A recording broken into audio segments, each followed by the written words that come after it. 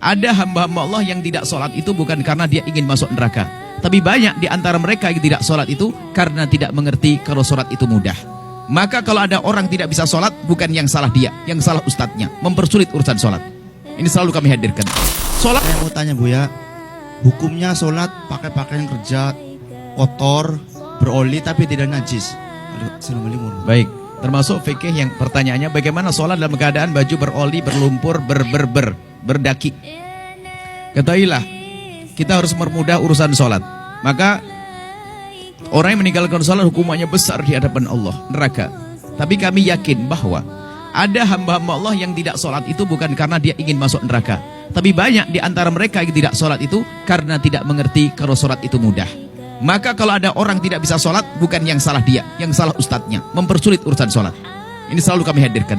Sholat memang sebisa mungkin ada sempurna dengan baju sempurna, baju rapi, pakai sorban, pakai sunnah meletakkan sesuatu di pundak, penutup kepala, baju rapi, pakai minyak harum dan sebagainya. Itu kesempurnaan. Anda sholat berjamaah di masjid, kesempurnaan. Cuman kan tidak semua orang seperti itu bisa. Mungkin di tengah sawah, mau sholat duhur pulang jauh, bajunya kotor, kena najis, tinggal nyebur di sungai saja naik sudah suci kok. Sholatnya di atas lumpur, Allah senang. Ini hebat betul, pengen masuk surga maksa ini. Di atas lumpur, jangan dipersulit. Kalau bisa jamaah memang sebisa mungkin di jamaah, madhab berarti diutamakan madhab kita Imam Syafi'i, ini sunat yang sangat dikukuhkan atau fardu kifayah. Madhab Imam Ahmad mengatakan wajib. Anggap saja ini adalah keutamaan, itu saja, jelas. Kemudian termasuk pakai oli sah. Cuman diibu kalau bisa ganti yang bagus. Aduh repot. Ya jangan sampai tidak sholat. Sholat di atas oli yang lagi mengalir, sah sholatnya, hebat, jidatnya berbau oli. Jangan tinggalkan sholat. Karena meninggalkan sholat adalah dosa besar, dosa besar, dosa besar. Anda sholat, maka jangan persulit urusan sholat. Mekena, tidak harus pakai mekena khusus. Ini menutup aurat sudah sah. Kaos kaki saja pakai kaos kaki. Kalau kaos kaki tidak punya, pinjam sarung suami. Suaminya di rumah. Nah, sudah begini nggak harus pakai mekena khusus. Tidak harus putih mekena, asalkan menutup sekujur tubuh kecuali wajah dan telapak tangan. Telapak tangan boleh terlihat. Tolong permudah urusan sholat. Tidak harus pakai digelar di mana saja. Ini sah sholat di sini. Ini tidak najis. Siapa bilang najis? Bumi Allah semuanya suci, baru akan berubah menjadi najis kalau Anda yakin melihatnya. Ada orang kencing di sini nggak? Ada yang lihat kencing di sini? Dipel atau belum? Ini pernah dipel atau tidak? Nggak tahu kan? Aslinya bumi Allah suci atau tidak? Biarpun tidak dipel berarti tidak akan berubah menjadi najis kecuali ada jamaah kencing di sini berdiri. Pernah lihat atau tidak? Karena tidak pernah melihat, ini suci. Sholat di sini sah, nggak usah pakai sajadah. Sah sholat, nggak usah pakai sajadah. Di jalan raya juga sah, polisi yang ngamuk.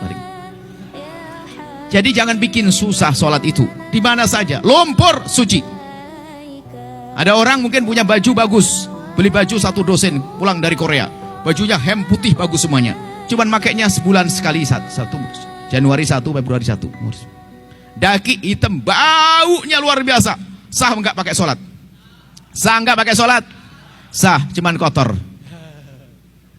Tolong permudah sholat, jangan bersulit sholat. Boleh, hebat. Bahkan tak taunya kerja di bengkel pakai belepotan semuanya. Masya Allah. Sholat berjamaah lagi. Allah hebat nih, malaikat senyum nih. Gak boleh ada meninggalkan sholat. Dimanapun Anda berada tetap sholat. Di padang pasir, di lumpur, di pinggir laut, semuanya.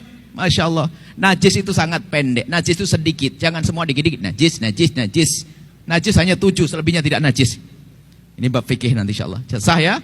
Jangan persulit urusan sholat. Permudah urusan ibadah. Jangan sampai ada satu pun meninggalkan sholat. Maka termasuk kemudian yang perlu kami hadirkan, mengkosor sholat tadi, mohon maaf. Saya itu lupa, kalau ini banyak pendatang, saya pikir ini orang tinggal di sini semuanya. Maka saya ngomong, gimana sholat yang pertamanya? Sempurna atau kosor? Saya pikir Anda tuh orang sini semuanya. Tatonya ada yang 5 jam perjalanan, sama dengan saya 5 jam juga. Ya, kalau Anda musafir, Anda dalam bepergian, tujuan Anda melebihi dari 84 kilo tujuan Anda boleh menjamak dan boleh mengkosor.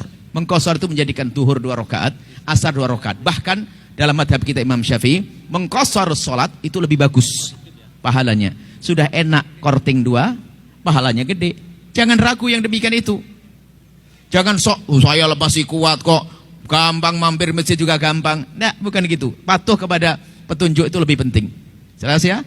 Permudah urusan sholat ya. Wallahu alam bisawab.